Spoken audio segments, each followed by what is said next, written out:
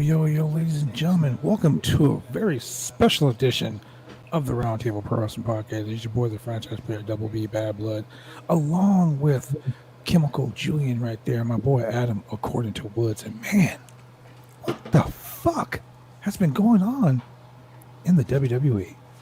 Ashley Fleer's family is getting fired right and left. Well, Charlotte Flair just got her ass beat by Nikki Cross with her own finisher. Live on Raw. Okay. Yeah, live on Raw. Everybody. Yes, 100%. No, man. All of the Rotundas are gone. All of the fucking Flairs are gone. Yeah, it's man. The WWE system is absolute shit. I mean, who'd have thunk that two cons would be running the two major companies in pro wrestling, right? And one is just, one is signing everybody and one's cutting the fuck everybody out.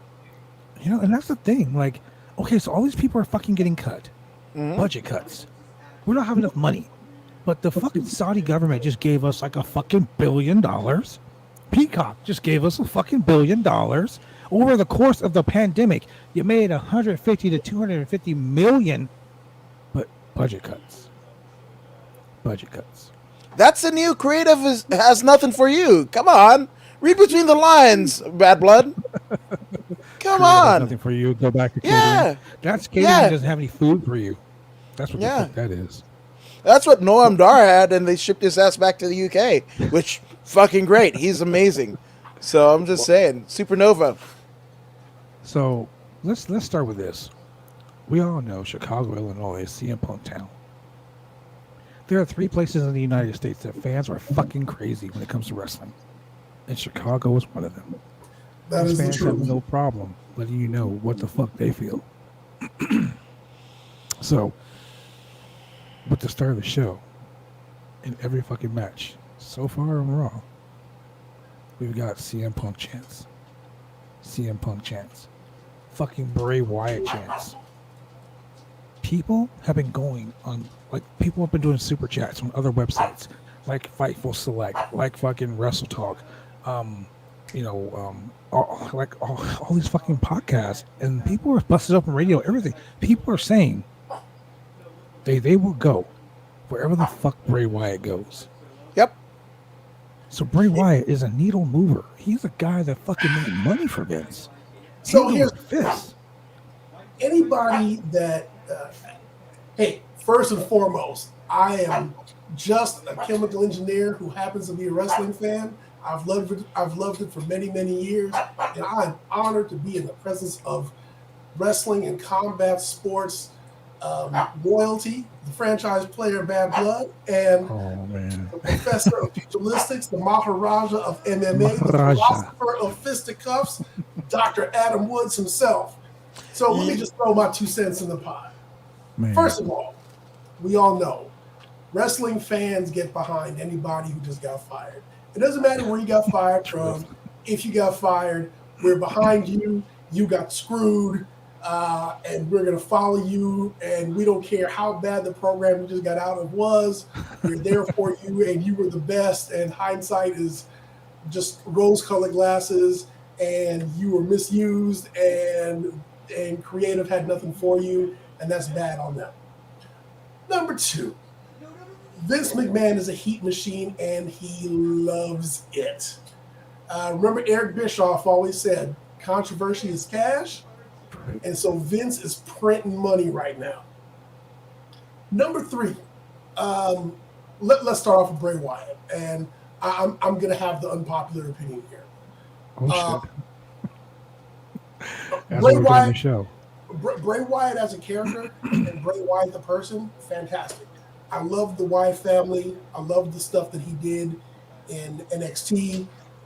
Even Husky Harris wasn't that bad.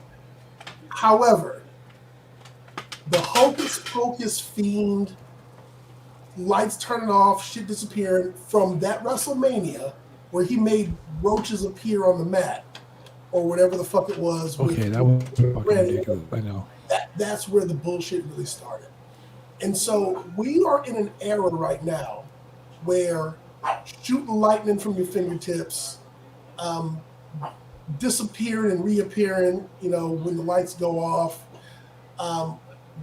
that all that shit that he gave to Alexa Bliss, talking puppets, all that, it really doesn't have a place in the modern product.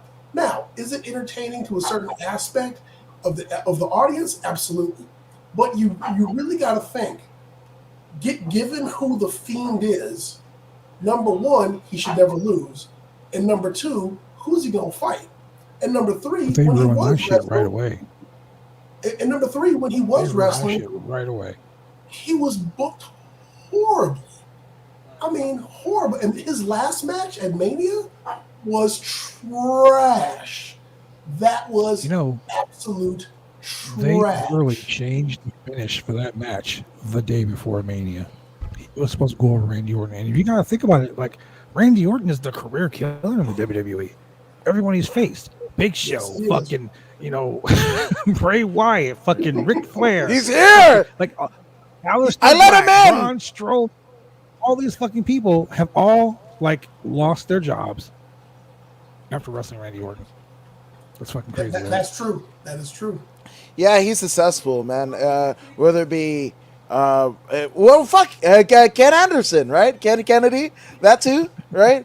I got this motherfucker. Kofi Kingston, right? We would have had Kofi Kingston after Randy Orton. That was like Pacquiao versus Mayweather, right? It happened fucking 10 years too late. Kofi Mania, if not for Randy Orton, would have happened 10 years before. But fucking, he got RKO'd to shit. So, stupid. Yeah, and it's stupid. So here's the funny thing, right? And I don't think it's so much funny. You talked about, the hocus pocus shit, the fucking deal with the fucking lights and the projection. I play with my units. Which happens to be big. Hashtag Randy Johnson. Was the top seller. Exactly. Most people were saying John Cena, Randy Orton. John Cena and fucking Roman Reigns. That's because they had the fucking most SKUs. If you would have let fucking Shinsuke Nakamura design some shit, and you tell me that's not gonna fucking sell. They don't want that. Right. Just like, okay, Roman is the only WWE product, the fucking FCW to fucking Performance Center, whatever, that is on top. That is by design, right? Drew position over and over again. Drew didn't get it, right? They had no faith in Drew. They had no fucking faith in Lashley, a decade before, right? This is it. So what does it say? They fucking have this big ass fucking Performance Center in fucking Florida and whatever. For what? For what? Well, guys, here's something we all know. Much like in the engineering business, if somebody's a maintenance manager at a chicken plant, he's going to show up at another meat plant or another meat plant. If he works at a dairy plant, he's going to show up at a cheese plant. He's going to show up at another dairy plant. This is wrestling. We know the people start off in WWE, things don't work out. They go somewhere, they improve themselves, they leave, and when they come back, what do they say? I wasn't on top, I could have been better, I went away to improve myself, and now I came back home. And that's what Drew McIntyre said. That's what MVP said. That's what Lashley said. Everybody says that when they come back to WWE. And so what we see here is that WWE is, quite honestly, they're cutting people that are just really dead weight on their payroll. These are really people sitting around who they were not doing anything with. I'm not saying the talent wasn't doing anything or being creative. I'm saying WWE was not doing anything with them. Okay, and so if they're just sitting around catering, then I can refute that. So Braun Strowman literally was in a fucking main event at WrestleMania. They got rid of him. Aleister Black, who literally had a fucking t-shirt, was set to debut the day he was fired. Come on. JoJo Offerman, they fired her in June. In July. That's Bray Wyatt's wife. Ric Flair asked for his release today. He was like, please let me fucking leave. This is some shit. Right. Bray Wyatt got released, and there's several hundred different things as to why he may have gotten released. But the point is, the dude made fucking money. Killian Dane, Marina Shafir, fucking, I mean, guys like Kurt Stallion, guys like Chase Parker, Matt Martell, fucking, you know, guys like that. Tino Sabatelli. Get rid of those motherfuckers. They're not doing shit. They're just chilling and fucking catering. Hey, but guys that are actually busting their ass, you shouldn't get rid of because of you know what? I'll tell you something. Cut. So WWE, like, they'll take somebody who's mid-card-ish, who they're kind of pushing us, who they're trying to make us believe is main event, and they'll saddle them with some bullshit. So what do they do with Braun Strowman? They saddled him with that, here comes the Roman Express, with the fucking sound effects and him running around the circle like a fucking train. That was pretty fucking stupid. Yeah. And so a lot of people will say, well, I took a bad gimmick and I got it over. But he didn't. Aleister Black, they gave him the creaking noise and the sitting up on a board and all that. You could tell they had no faith in him. They did not. They were like, man, should we make him the next Taker? Nah, but Taker might come back, so let's not make him the next Taker. Oh, but he's too agile and too flippy and jumpy to be Taker. Oh, where does he fit in? Oh, we don't know where to put him. So let's just let this guy just kind of wither away on the vine and, okay, we'll cut him. We don't know what to do with him.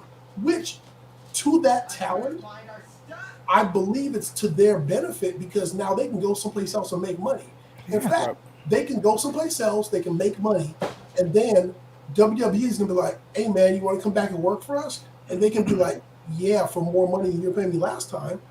I mean, it's the cycle. I mean, they're going to stay in the business. As fans, we get to see them wrestle. But they're still going to be in the cycle somewhere. Now, so let's talk about the elephant in the room. Let's just get it all out of the way.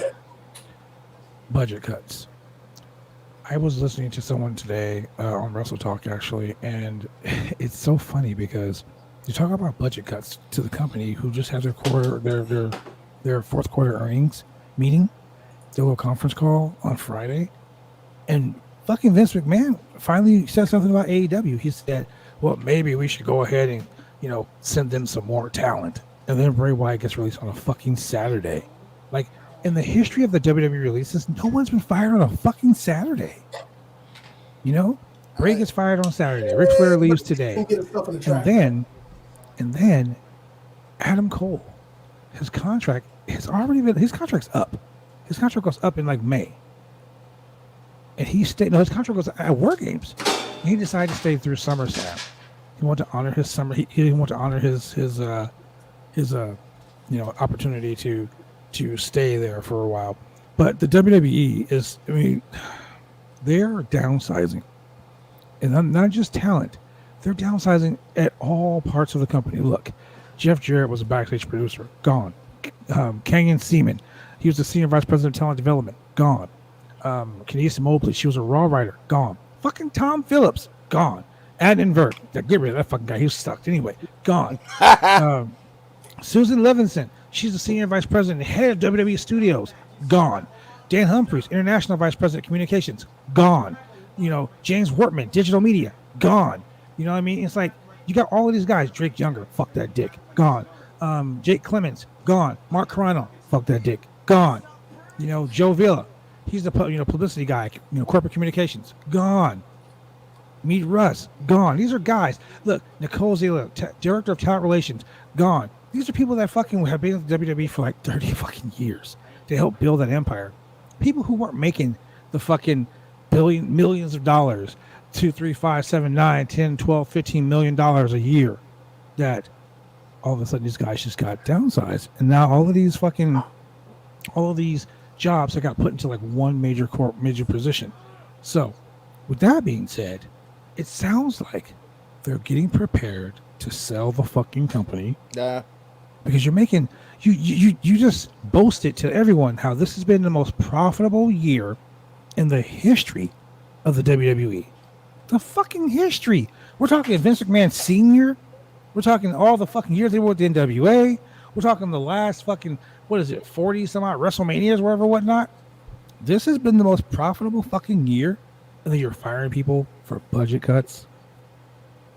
Come on, man. No. So Vince sells WWE. He gets a big fat ass paycheck.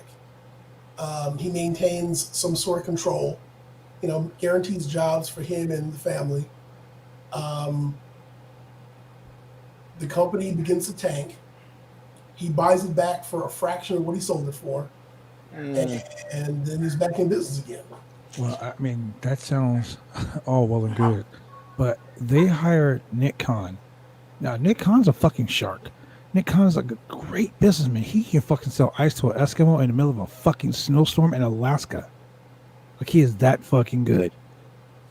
So, Nick Khan doesn't watch wrestling. He's not a fucking wrestling guy. He doesn't know shit about wrestling. I think he just looks at a name on a piece of paper and says, "Hey, Vince, Tom Phillips, what should we do? Oh, I'll just get rid of him. Hey, what do we do with this guy? I'll just get rid of him. Oh, this guy fucking, the Bray Wyatt, he hasn't been wrestling for a couple months. Let's get rid of him." What, he made like $3 million in sales last year? Oh, who fucking cares? He ain't doing that today. Let's get rid of him. I want my company to stay in the red, or in the black, not in the red. Like, Tyler Black? He needs to go. But here's the thing. But now, if you're Bray Wyatt, you can go ahead and you can make your own merch over on Pro Wrestling Tees, yeah. ProWrestlingTees.com, and now you're not splitting the money with nobody. And then you can go find yourself someplace to wrestle. Now, let's put a pin on that. So let's talk about AEW getting bloated. We'll talk about that later. But let's go ahead first and talk about Daniel Bryan and CM Punk. So let's start with Punk. So CM Punk chance in Chicago. Everybody wants to see CM Punk come back. Here's my problem with CM Punk. I was a huge fan. I started running half marathons because of CM Punk. I had just broken up with my ex-wife, and I was just like, oh, fuck, the world is shit. And I had the CM Punk DVD, and he talked about how he just up and ran this marathon with his sister. And I was like, well, fuck, this is like the second time that I've gotten some sort of information about getting into running. I think I'm going to do it. Wow. So I was a huge fan. And then he quit the business. And then I heard him on what's his name's Cole Cabana? I heard him on Cole Cabana's podcast. I was kind of like, fuck that guy. And the reason why was because he kept on talking about how he didn't want to leave he was like, oh, he was sick, he was injured, he didn't want to leave because he was going to lose his top spot, da da da da. And I was like, dude, you were so over. There's no way you could lose your top spot. See, that's the thing. That's the thing. In the WWE, nothing is fucking guaranteed, bro. Nothing's guaranteed. Vince is one of those guys that'll like you on Monday and not even know you on fucking Monday evening. There's been a running joke that, oh man, Vince is very high on you backstage. That means you're going to fucking job every fucking week for the next 36 weeks. We all know it. Or, hey, Vince is really high on Braun Strowman. Let's give him a fucking choo-choo train sound. Let's do that. Or, hey, I don't understand this fucking Aleister Black gimmick. Yeah, I don't understand that guy at all. What, Buddy Murphy? He ain't fucking good. That guy he's too small. He's too small, pal. These are fucking guys that are fucking amazing. But then you want to put people like my favorite guy, that fucking piece of shit, Jackson Riker. You want to put him over on TV like he's a fucking super patriot. And then and here's the thing, and this is what makes me so angry when it comes to. Oh wow, that's awesome. This is what makes me so angry when it comes to the WWE. They don't have any type of storylines other than Roman. That's it. Yeah. They build a storyline. It's a good storyline for about 2 weeks. Then they forget it. You get a bunch of talented guys that can carry this company into the next fucking millennia. So what do? You bring fucking Goldberg back. You bring John Cena back. You do stupid shit like have Finn Balor challenge Roman Reigns for the Universal Championship at SummerSlam, get beat up by fucking Baron Corbin on SmackDown. No. And then John Cena runs to the ring, saves Baron Corbin, and signs his name to the contract. And all of a sudden that's legal? No. I have a degree in business and finance. That is not a fucking legal document. No. But okay, so there's a lot to unpack there. So first and foremost, right, going in the regards of CM Punk, I'm just glad that he is one of the guys that never. I mean, fuck. As much as I love Brett, they fucking killed your brother and your career, True statement. and you went back, like that. Man. So I respect the fact that he didn't go back to the WWE. Once he was done, he was done. I hope the same thing with Bryan Danielson, wherever the fuck he ends up, right? Because he hasn't set up a pro wrestling shop or anything like that. We would assume that he's going there. To AEW or New Japan or whatever the fuck. I love it. I love it. You know, it's never been more interesting. In terms of like, you know, AEW's roster being bloated and what have you, well, the WWE had this about like, what, mid-2000s, right? Where, you know, The Rock and Austin basically were out. Trips was there, but he was kind of phasing out. And there was no veterans to kind of mold the next generation of pro wrestlers. And it showed, it fucking showed this time, right? And all you had was Cena. And not to say, man, God, Cena looks like a fucking, I mean, a rock star by comparison to like Roman Reigns or whatever, dude. Like all the when you heard like the Cena sucked and everything, like you're not hearing that this time around. Like he's over. You know, we appreciate him because this shit, you know, it's the fucking shit that Bill Watts said to Jim Cornette, right? It's like, Cornette, I used to fucking think you were a dumbass, but I've met so many other fucking dumbass since I met you. You've moved up the ladder without ever fucking doing anything. And that's essentially where John Cena is, right? Because John Cena is that archetype that Roman Reigns was born out of, right? Well, hold that thought for me 1 second, Adam. We're going to go to a quick commercial break, and we're going to bring in another one of our podcast buddies. We'll be right back, ladies and gentlemen. Professional wrestling is one of the toughest sports going today. If you ever dreamed of being a professional wrestler, then former WWE superstar and World Tag Team Champion Sir Mo of the famed tag team Men on a Mission invites you, yes, you, to join his Bumps and Bruises Academy. Now in 2 locations in Carrollton, Texas and Sherwood, Arkansas. Allow Sir Mo and his head coach, Dante Smiley, and other coaches to get you on the road to an exciting and rewarding career. Classes forming now for your shot. Contact Sir Mo at 704-819-7312 or fill out an information questionnaire now. Don't wait, make your dreams come true today by joining the Bumps and Bruises Pro Wrestling Academy.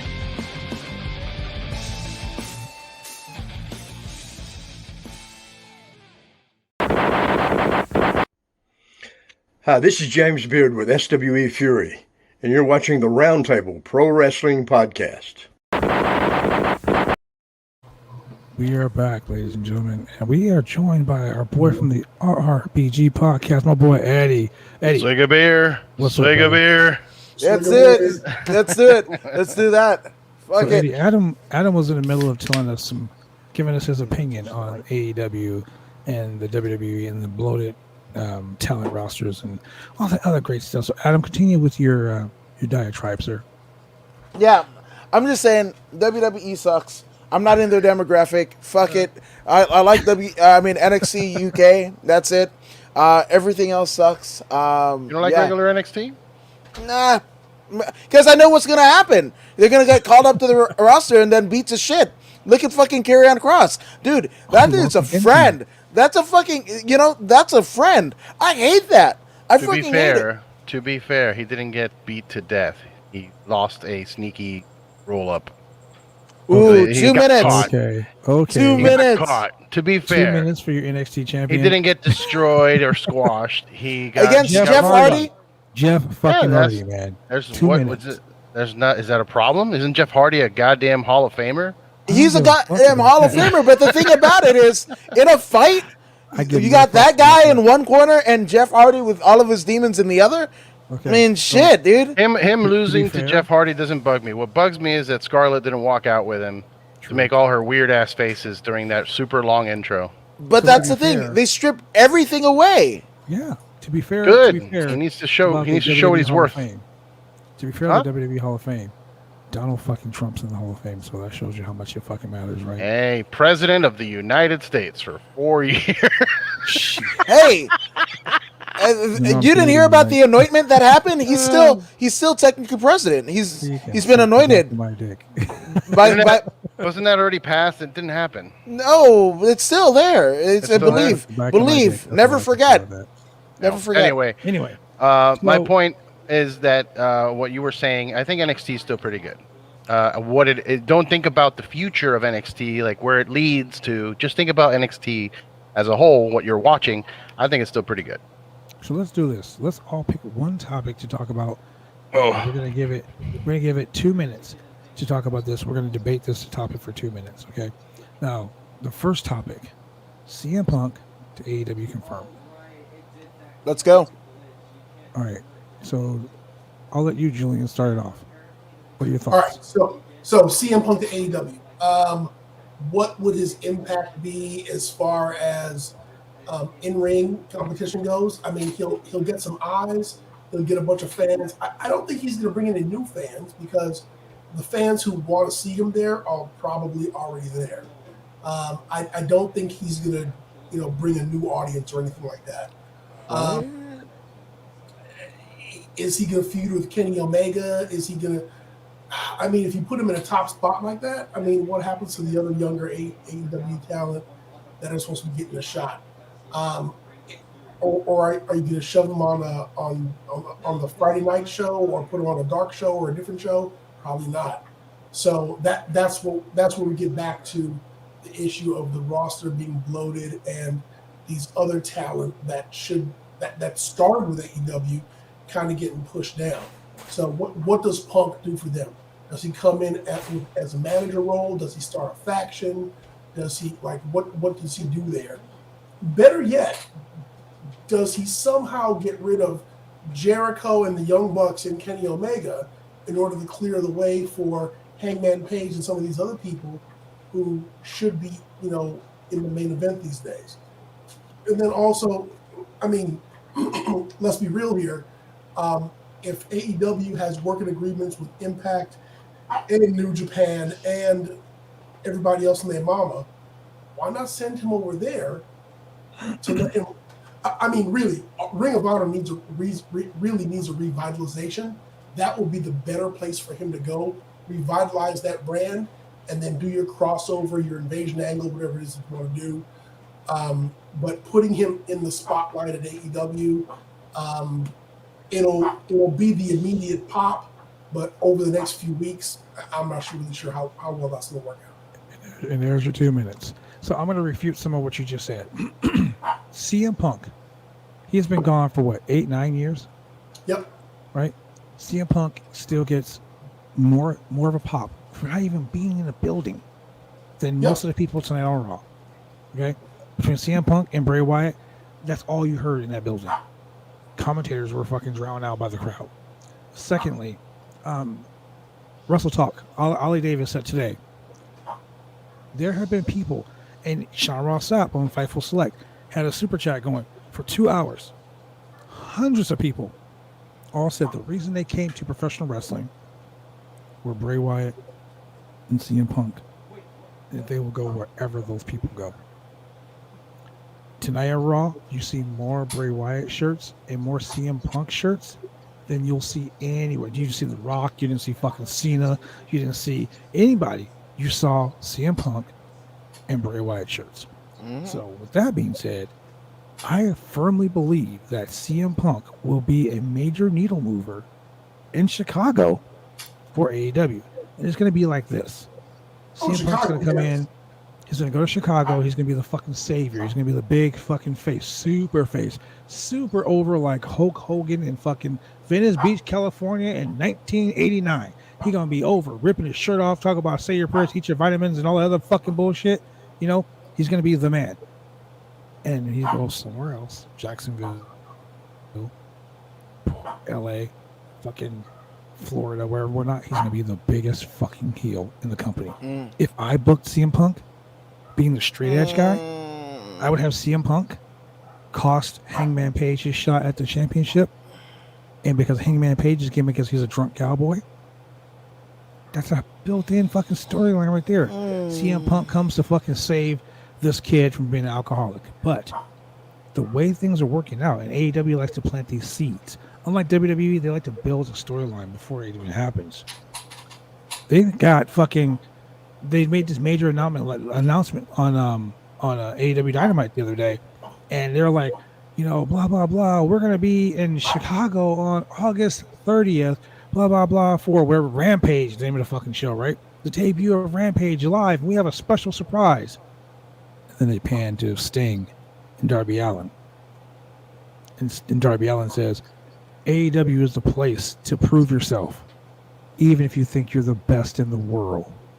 Yeah. So to me, that's planting seeds that in Chicago, Shane McMahon, Darby Allin, Shane McMahon. It better be fucking Shane McMahon. It better be Shane. He's gonna come out doing a little fucking dance. I hope it's Shane. It'd be WCW Monday Nitro all over again. But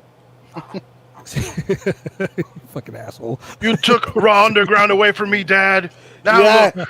yeah. That's the promo. That's the fucking promo, though. Fuck. No, but think about it. Like, this is gonna happen. This is going to happen, and when it does happen, that fucking Friday night show is gonna pop. Now, Adam, 2 minutes. What are your thoughts on CM Punk? I think it's fucking great, man. He's a player coach. Whether you use him as a fucking second to somebody, he could rehab fucking Adam Page. I like that scenario, right? He's great on the fucking mic. He's never lost anything because, at CFFC, Cage Fear Fighting Championship, him and John Morgan are, the fucking fight where the guy lost his finger in the cage. Like, CM Punk was commentating that at the ECW arena. It doesn't get any better than that. Regardless of where they put him in, I think he's an asset, right? Along with Dustin and Arn and Dean and all of the people that they have behind the scenes that'll basically fortify the success of AEW for the next 10, 20 years, because didn't they sign, -1 Brody Lee Jr. to a fucking lifetime contract? Well, there has to be a AEW to fucking be there for him. I think the inclusion of a CM Punk, a Bray Wyatt, and a fucking Bryan Danielson. Fuck Daniel Bryan. It's Bryan Danielson, the American Dragon bitches. Damn it. Yeah. So those guys, only have. Look at what Singh's done over there, right? He doesn't wrestle every fucking week. Hogan wrestled every fucking week during his heyday, but it's special. I think that alone, right? He's an asset. He's an asset there to any fucking company. But look what he did with the UFC. He was the second in the 2 fights that he lost. Well, one was a no contest now. Yeah. He was a needle mover. That was some of the highest pay-per-views that the UFC had done that year. So I'm just saying, he's an asset. He's an asset. So I'm all for it. He comes back to wrestling on his own terms, not glad-hatting back to the fucking Vinnie Mac. So there you go. 2 minutes. All right. So, with that being said, with the whole CM Punk thing with you, Adam, I agree. And, it was said, Sean Ross Sapp said on Fightful, and even Denise Salcedo said it. Look, he went into a real world. He trained and went into the real fucking world of MMA. He may have gotten his ass whooped, but he fucking did it. Yeah. You know what I'm saying? So, fans followed him from the WWE to fucking MMA to watch him fight. He was a major marquee in the UFC. Don't get it twisted. He fucking sucked. Okay, he's not a Brock Lesnar. He's not a fucking Bobby Lashley. He's not even a fucking what's the guy in AEW that's doing the former Jaeger. Yeah. He's undefeated in MMA. So you got guys that fucking do this shit, like legit shooters. Yeah, but step into that world. Hager got tin cans, so did Lashley. So fans are going to still fans followed them from wrestling to that and back to wrestling. CM Punk's name is trending on Twitter. Fucking Bray Wyatt's name is trending on Twitter constantly. Like every time his name is mentioned, 1 million people fucking retweet that shit. Like it's crazy. Like they are major needle movers. Like, it's out of all the people that have been released, and there's a whole fucking shitload of them. CM Punk and Daniel Bryan and Bray Wyatt are going to be the fucking top 3 needle movers in professional wrestling. And Julian, you said it. Impact Wrestling, Ring of Honor, all these places that they have. Here's the deal. If I fucking was running AEW, and I know there's the forbidden door that's been kicked wide the fuck open, I would take some of these guys and be like, hey, Kenny Omega goes over to AEW. Frankie Kazarian just showed up on Impact Wrestling, going after the Bullet Club. Jay White is there. So now Japan is part of this whole gimmick. Daniel Bryan's whole thing was he wanted to wrestle in fucking Japan. CM Punk. CM Punk wanted to wrestle younger talent. He's often said guys like fucking Darby Allin. He likes Darby Allin. He would love to work with Darby Allin. Guys like fucking what's that cat's name? Jungle Boy. He would fucking love to work with someone like Jungle Boy. Buddy Murphy. He would love to work with someone like Buddy Murphy. Buddy Murphy's fucking, like, his whole catchphrase being the best kept secret, legit. Buddy Murphy is fucking good. Yeah, it's great. So you release guys like that, yet you keep Jackson Riker. I don't know. But sending those guys to Impact Wrestling, Ring of Honor, AAA, New Japan, and having such a mix of guys, I'm going to tell you this right now. The wrestling boom is fucking back. Remember when WCW fucking beat the shit out of WWE for all those weeks? 83 weeks. And why they did that? It wasn't just Eric Bischoff. It wasn't just my boy Kevin Sullivan. Shout out to Kevin Sullivan. It wasn't just him. It was the fact that they had an open door policy. They were bringing in Jushin Thunder Liger, Ultimo fucking Dragon, the original belt collector. They were bringing in guys from AAA, guys from CMLL. They were legit world wrestling. In order to be a world champion, you literally have to travel the fucking world. Huh? WCW had real cruiserweights. Yes. They gave respect to the division. Mm-hmm. That's what I'm saying. So with this whole situation going on with AEW built tag team wrestling. Tag team wrestling is back. So fucking FTR, WWE feels like, oh man, we should just go ahead. Let's just go ahead and give them a fucking title. They'll stay. FTR was like, we don't want these fucking belts. These belts don't mean shit. We want you to fucking help us build tag team wrestling. Vince was like, sorry, pal. No one likes that shit. Get the fuck out of here. Now look. So, with that being said, Eddie, you got 2 minutes, brother. About CM Punk? Boom. CM Punk. Yep. Yeah, whatever. I don't care. I honestly don't like CM Punk. I think he's overrated. He's good on the stick. That's about it. He's had a couple of decent matches. I don't know what the big fucking deal is. I don't, and I don't care. As the rock and roll beer guy, the straight edge savior can suck it. Ooh, ouch. Eddie. No, I'm serious. I think Eddie's about to be the key component to the shooting hour right shoot now. hour. I'm sorry. CM Punk's overrated. I don't care if he shows up at AEW. I hope he doesn't. I hope it's Shane McMahon. I really do. I hope it's Shane McMahon with that announcer dude too. He comes out best in the world. Greg Hamilton. Bring him with you. Fuck yeah. Honestly, don't care. Didn't they fire him too? I will go ahead and say I think Brian Danielson, whatever. No, don't bring Daniel Bryanson. He gets his own 2 minutes. Okay. His own well, 2 then minutes. CM Punk, yeah, I don't care. He's overrated. He tried to do MMA and got his ass whooped. Go back to fucking your cushy job in Stanford and do Fox News fucking reports on wrestling. No one cares. That's not true. I don't care. A lot of people care. I was about to say 1.9 million. A lot of people fucking care. Everybody cares about CM Punk. I don't get it. Someone please show me why. I haven't seen a single match. People have sent me, check out him in a bingo hall with, what's his name, Rollins and fucking.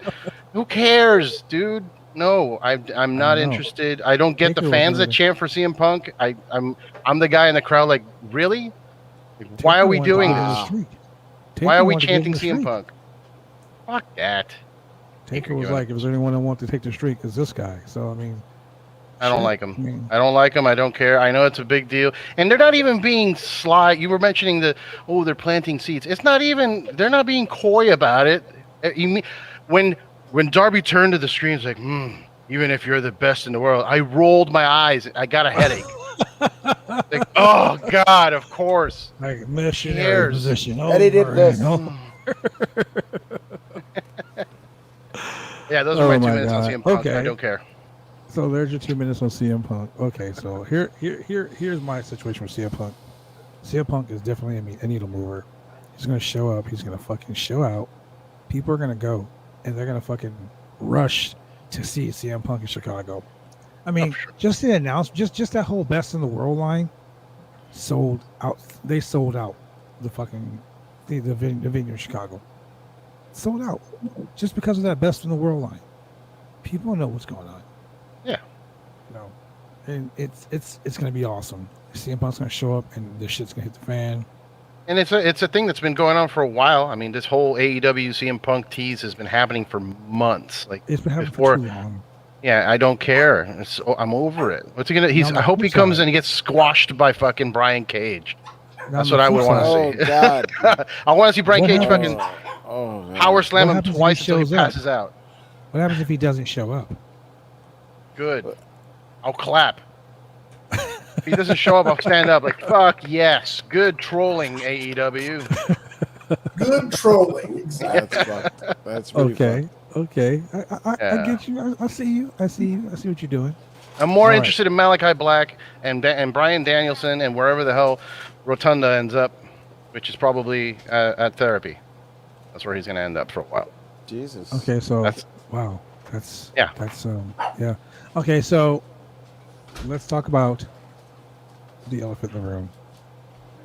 How many elephants are in this room? It's a dude. This has been a fucking crazy week of wrestling. It's the fucking zoo right here, brother. Like the elephants are running stampede through the whole place, and I ain't talking about stampede wrestling in Canada. I'm just saying. So shout out to Cheryl. Shout out to Cheryl. She knows all about that stampede wrestling. So now we got Daniel Bryan Danielson, the American Dragon, New Japan Pro Wrestling Alumni, left the WWE. Didn't want to resign because he wants competition. He wants to wrestle people. He wants to have dream matches. He wants to wrestle he wants to wrestle Cody Rhodes. He wants to wrestle Ibushi. He wants to wrestle fucking Zack Sabre Jr. That fucking piece of shit. I can't stand him, but he wants to wrestle Zack Sabre Jr. He wants to wrestle Tanahashi. Guys like the Rainmaker. Can you imagine Daniel Bryan versus the Rainmaker? Okada In AEW. So I'd rather see him in Wrestle Kingdom with Okada. Julian, what are your thoughts? Yes, sir. Hey, so let's talk about Bryan Danielson. Hey, so I'm one of those guys who bought that video online about that documentary where they showed them in the van going from city to city. And, Bryan Danielson is one of the guys who's traveling with, I think, Colt Cabana at these different venues on the indies. This is a dude who loves the business. And when I say that he loves the business, he just loves to wrestle. He likes wrestling his particular style. He likes wrestling in Japan. He likes wrestling in America. He just likes being out there. You can see it on his face when he's in front of the fans. And when he's a baby face, he's in front of the fans and he's happy and everyone's enjoying him. When he's a heel, he's a very entertaining heel. The whole thing with the fucking Captain Planet, the wooden belt, and all that shit was just great. The hemp belt. Yeah, it was great. Mm-hmm. And that was totally him. And it really drew you in because that was, again, as they say, it was really him, but turned up to 12. I mean, it was really entertaining. And so I think it's one of these things where I've always said, like in telenovelas in Mexico, they say, hey, we're going to do 3 seasons and this show is over. And then we're going to do the next TV show. Here in America, we're like, fuck that. It's still got ratings. Let's make this, we're going to ride this thing into the ground. And so, like Lucifer. Yeah. And so in his case, I think he's like, hey guys, I've done what I can do. Time for me to go. Like there's nothing left for me to do here, but there's some stuff that I want to do elsewhere. So let me go do that. And because he's genuine about it, I really don't think anybody gave him any shit about it. So he's going to go, he went in recovery, got cleared by doctors. He's going to go to Japan. He's going to go a few other places. It's not like the dude needs money.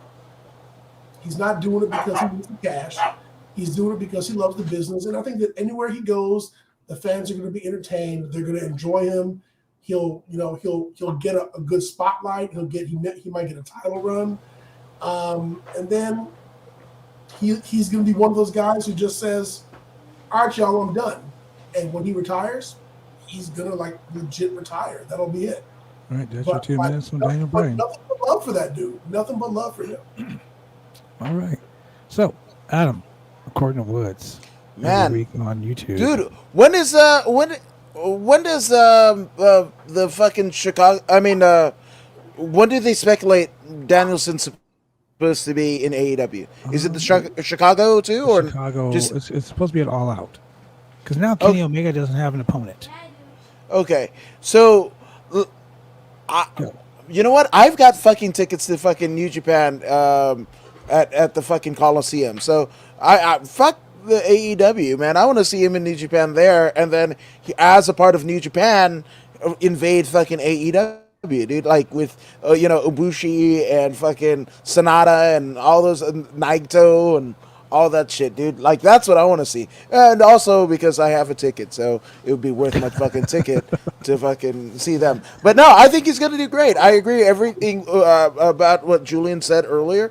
I think this is a guy who the evil empire didn't see as a needle mover until it was fucking too late, and he was fucking concussed as shit and whatever, and they fucked it up, right? So he's only going to be wrestling once every 3 months. You got to understand that. But once he does, he's going to bring it every fucking time. And that once every 3 months, he'll jump to fucking ROH or whatever. He'll cut promos because that was something that he learned how to do in the WWE system that he didn't do prior to him coming into that. So that is the one thing that I'll call a spade that the WWE system did for him, right? But with that all being said, it doesn't matter. He can fucking show up in ROH. I'll be like, huzzah, babies in the air. New Japan, fucking whatever the fuck, Championship Wrestling from Hollywood, because that's what he did when he fucking choked out Justin Roberts. He showed up at Championship Wrestling from Hollywood, right after.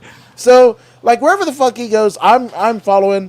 As it says, with CM Punk, fucking Malik, wherever. I think these guys are talented. These guys and girls are talented, and fuck. Tony Khan's got the money. Fucking sign it away. Get all of them. I don't care. I got you. Okay, that was your 2 minutes. All right, so here's the thing too. Tony Khan wants to build wrestling, and Tony Khan, people will say what they'll say about Tony Khan, but say Tony Khan's a fucking supermarket. Yeah, yes, he is. And Vince isn't. Vince is a mark for himself. Mm-hmm. The WWE is a company that stifles your creativity. The other kind of company that'll say, "Yeah, well, we want to do this, and we're going to do this because this is what we're going to do, and we don't fucking care." Blah blah blah. Like seriously, some of these guys, like Bray Wyatt, has so many fucking great ideas, and then you just shit on his ideas. Some of these guys in this industry, I mean, you can say what you will say about them, but they have a lot of great ideas. And for instance, I would much rather see Bobby Lashley versus any fucking body but Goldberg.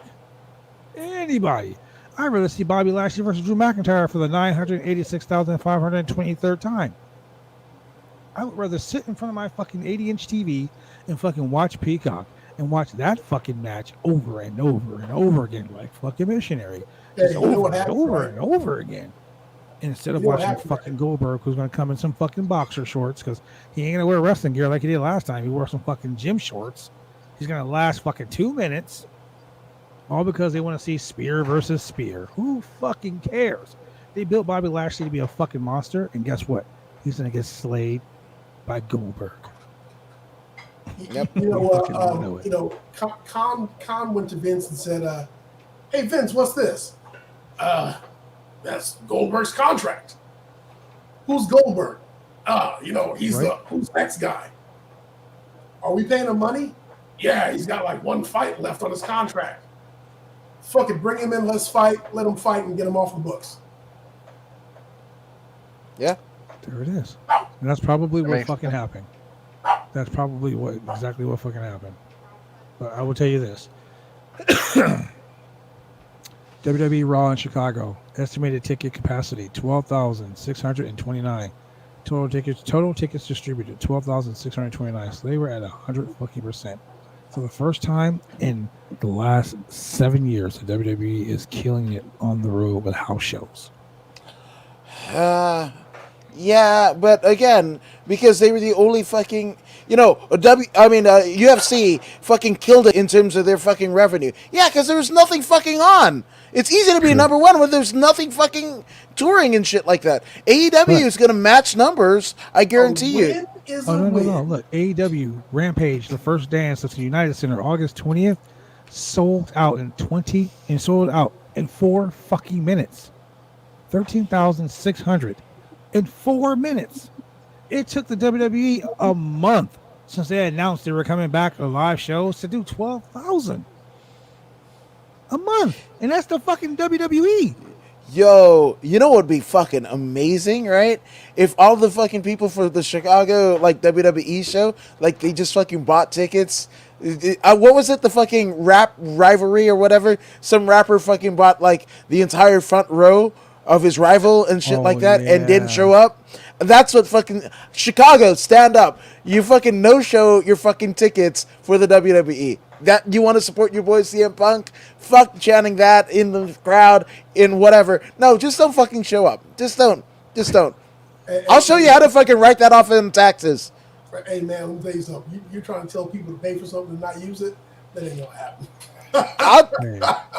I don't care that much about the argument going on between AEW and WWE to waste money. Yeah. Just throw money away. Why? You're talking about two billionaires fighting and you're trying to take sides. They don't care. If I'm buying a ticket, I'm fucking still get going. Otherwise, I'm not buying a ticket. That's it. There you go. But see, you probably bought a ticket thinking you'd see this guy, and this guy's not there anymore. So, or Flair.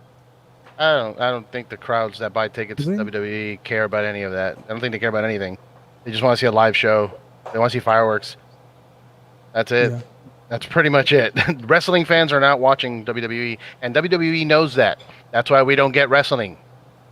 That's right. That's why you get WWE sucks. Promos. 2 minutes it's of not. They're not. match. They're not catering to us. It's not a wrestling show.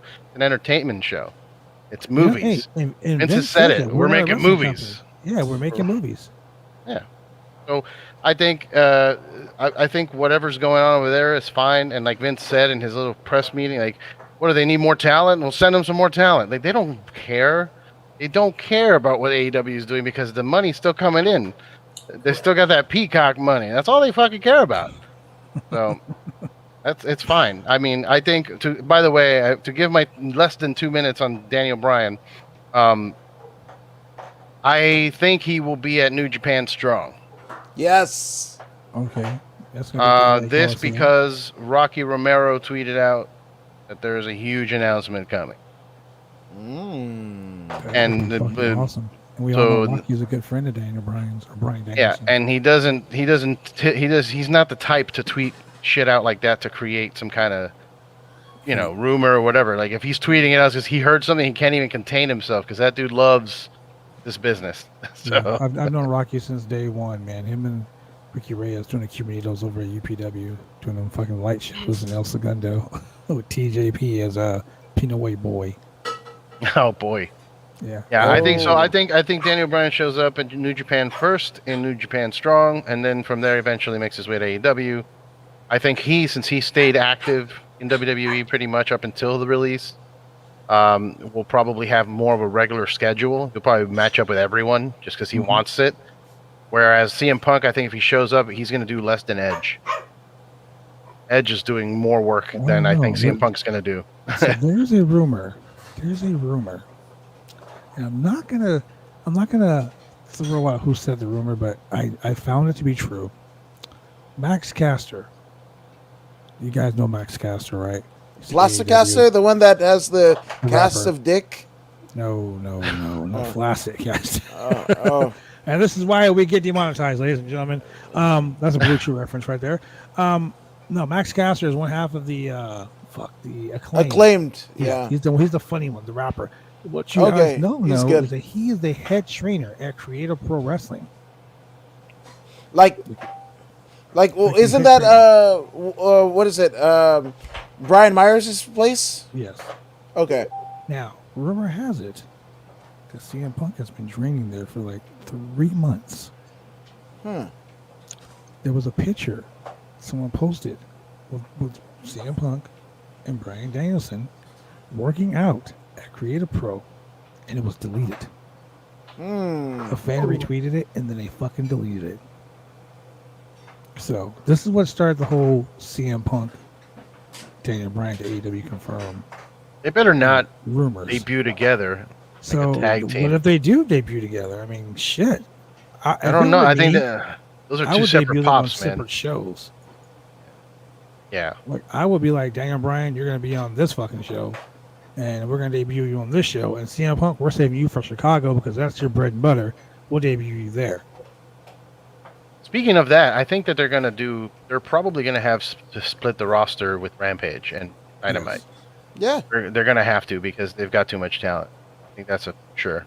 So, Yeah. do you think that they're gonna do the fucking SmackDown and Raw gimmick where they have like 2 different brands and 2 different Colors. champions? Yeah. Because I think that's fucking stupid. No, I don't think they should do I that. think they should just go ahead and send them to divvy them up between Impact and ROH. That too. I mean, the last time I watched an ROH show, I mean, the roster was pretty thin and it was kind of lackluster. I mean, I would love to see that product get back to where it was, let's say 5 years ago. Right. And same thing with Impact. And they have the drawing power, they have the roster to do it with. And even if it's simply because of cross promotion, I mean, you can make Impact and Ring of Honor de facto AEW crossover shows. You know, that's a whole lot of okay. So you've got and that's a Anthem. lot of hours of wrestling every week. I know. Yeah, because Some people are going to watch something. Some people are going to watch something else. I just think there's a lot of bureaucratic red tape, you know, for that to happen. Just like Saturday night, AJ McKee won the Bellator featherweight title and the Grand Prix. And he was like, I want to go to the UFC. I want to go to fucking PFL. And you show that I'm the best in the world in this fucking division. That's cool to say, right? But there's a whole lot of bureaucratic red tape. You know, he's got Paramount and then the fucking Endeavor, right? In this particular scenario, you've got RH, right? That's Sinclair Broadcasting, right? Right? So, and then you've got Impact with Anthem, and then you've got whatever the fuck Tony Khan is doing, and I mean, they're already in hot water with the whole fucking Nick Gage and fucking Jericho match and shit like that. But why? Oh my God, Why the fuck do you before you even go any hire Nick Gage? Fuck Nick Before you go any Gage. further, that was the funniest fucking shit ever. He's cutting Jericho's head open, and the fucking picture goes, and Domino's 5 for 5 deal. And I was like, that was fucking perfect. That was I'm hilarious. like, whoever was in that video truck, either you fire him or you give him a fucking raise. Yeah, it's one way or another, for sure. Yeah. Pizza cutter covered in blood too. He held it up covered in blood. I'm like, yeah. But see, that's the thing though. The WWE is fucking. They I don't know, man. They don't know what the fuck they're doing when it comes to like something like that. And fucking Jericho was like, bring Nick Gage in. Fuck it, let's do it. And that was one of the highest watched segments. That and Britt Baker. Everyone loves fucking Britt Baker. But I don't know. Everybody loves fucking Chris Statlander, dude. I just watch her on Dark, and she's over. She's fucking over. Even with the shit best friends and whatever. I can't stand Chuck Taylor. Like I get fucking Orange Cassidy. Right? I get him now. Right? I love I love Trent. Trent is, you know, ever since he was a fucking dude buster, I've loved that dude. So, but Chris Statlander, like, she outshines all of them. And the fucking t-shirt that they have, the E.T. kind of play on, you know, gimmicks and whatever, and it's her as E.T., I think it's fucking great. It's a great piece of merch. Yeah, she's fucking over, man. And that's, again, what AEW has done, right? It took fucking 8 years. 8 fucking years for Roman Reigns. And he was their guy, right? Statlander. Fucking, even Riho. Riho ain't shit. By comparison to, like, fucking, Sheeta, right? Sheeta's amazing. She doesn't even have to do a promo, and she's amazing. She gets over, right? Much like Nakamura, but to a different degree, right? So with that all being said, like, AEW has created stars where fucking, what, $500 million fucking performance center, and 8 years the fucking WWE couldn't do with fucking Roman Reigns. So there, fuck it. You just hate Roman Reigns. Yes! I don't hate him. I really don't like him. I don't like him. Table, is he? Acknowledge him. Acknowledge him, Adam. Just acknowledge Adam, look into my eyes. Acknowledge him. He's the head of the table. He's the head of the table. You know what? He gives head at the table, and that head is Triple H and Vince. That's you, Adam. I was you, and then I acknowledged him. Never. Hey, Never. I hated Roman Reigns for years. You can ask my wife. I would actually make fun of my friend because one of my friends liked him, and I would like buy him gag gifts about Roman Reigns, like make fun of him for that, his love for Roman Reigns. And I hated Roman Reigns. Yeah. And even when he got leukemia and went away, I was kind of like, yeah. I don't want him to die because I don't want him to die because he's a father and a husband. Right. I don't want to see him back in my wrestling. Fuck no. Exactly. Like, good. He gets to go away, go do his thing. But since his return, since the bloodline is dominating, I'm okay with it. It's the most interesting thing on SmackDown. Okay, here's the thing, and I said it a little bit off air, and I'll say it again. But Eddie, if you were watching a fucking show, and it took 8 years for the fucking main character to get over, would you be watching that fucking show? I mean, if I made it this far, I'm gonna keep watching. I did that with The Walking Dead. Oh wow. Oh fuck. Okay. Yeah. Okay. I get you. You know what I mean? Here's the thing about that, though. I'm too invested at this point. I'm not gonna shit on Roman Reigns. I'm not gonna put him over. I'm gonna be real honest. So, ladies and gentlemen, these are garbage. The franchise and the franchise only. They do not reflect those of the Roundtable Pro Wrestling Podcast. Garbage. Said, I think Roman. It took Roman Reigns 8 years to finally shut the fuck up. Suffering succotash. Pew pew. pew. And it's not Roman's fault. It's Vince's fault. And I'm going to It's say Snitsky's fault. Damn it! It's Snitsky's fault. It is Vince McMahon's dumbass fault because the fans were booing the fuck out of someone. When the fans are booing you like that, dude, when you got a red hot fucking heel that people just fucking hate. I mean, like, go away fucking heat. Like we're talking about fucking devil in your fucking house heat. We're talking about set a motherfucker on fire heat. We're talking about fucking like this motherfucker is legitly burned the fuck up heat, right? When The Rock raises your hand and goes, "Hey, what about this guy?" and everyone goes, "Boo!" Exactly. And The Rock is the fucking Rock, man. The Rock is like the biggest fucking star in all of the fucking world. Like legit. If The Rock ran for president today, he would be elected. He is that fucking over, right? I think this is long-term storytelling. The Rock. I think they've been building up. They've been building up to this heel turn for 8 years. Look, it's the best story that's going on in WWE. That's what they'll tell you. I'm gonna put you this way, and this is why I'm gonna leave it. John Cena, even his dad, who was on this fucking podcast, said that John Cena is not his favorite wrestler. When your own fucking father says you're not his favorite wrestler, wow, that is a fucking deep cut. Wait, fuck that. They wanted to release his ass too. Wacky roll-up guy. Look at Jericho's first book. They wanted to release his ass. But think about it. So they fucking legitly were like, bro, we are like, you fucking suck, John Cena. The only reason you say is because you can rap, and fucking Stephanie McMahon thought it was cute. That's the only reason you got a fucking job. Now, keep in mind, John Cena's been around the WWE for what, 20 fucking years? Yep. Pretty much. If that. So if that's the case, it took John Cena 20 fucking years. 20 years to get a pop. Like no. Just hear me out. Fans would chant, Cena sucks. Cena sucks. No. Cena sucks. And then he came out against Roman Reigns and he got a fucking CM Punk pop. Like he was like wow. That's how much hatred people have for Roman Reigns. Go back to Mania 20. Go back to Mania 20. You know what I'm saying? I don't give a shit about his pop then. What I'm saying is people hate Cena. People hate him. But Roman Reigns is so hated that people cheered for Cena over him. No. The Rock But no. and held up his cousin's hand. No. But that's not the way that it went down. Like, people shitted on Cena once he had the fucking spinner U.S. title. When he won the U.S. title from fucking Show at Mania 20, that shit was over. He did a fucking Eddie and partied with the crowd, and they fucking like no. It didn't take Cena 20. Bullshit. As a face, people hate Cena. People hate Cena. No, because guess what? He was a heel, and the people turned him face. They turned him face. That's the thing, right? And then when he stopped getting away from the fucking thug word life motherfucker and just became like this little like fucking that's when, right?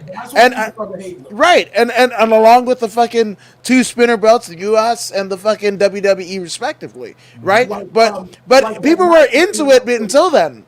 Like the night when Ray won the championship and Cena came and challenged him for the belt that same night. Yeah, that's on Raw.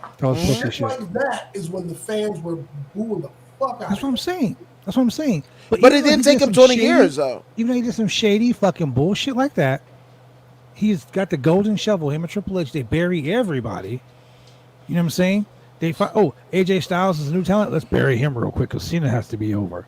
You know, it's crazy. So with that being said, you remember like when he buried what? Well, with that being said, but you remember he fucking came out. He came out, and Roman Reigns, who's supposed to be like the fucking hottest fucking person in wrestling, fans chose to cheer John fucking Cena over Roman Reigns. That right there, Adam, makes your point. No, but again, they're gonna. Especially as people that, Roddy Piper got the fucking pop, when he fucking challenged Goldust way back in the day, right? Fucking Brock when he came back from the UFC, he got the pop, right? Everybody, but I'm saying it's like, it's not hard to get a return prop, right? Look at Triple H when he came back from the quad surgery. It's not that hard. And Triple H didn't do the shit that Cena, Bautista, fucking Brock, right? He didn't, like, Triple H didn't do that. He just stayed in wrestling. He didn't do Blade, the fucking third Blade movie until, like, way after, like 3 years after. So, all I'm saying is, like, it's not that hard to get the pop. But, again, it's that fucking Bill Watts to Jim Cornette.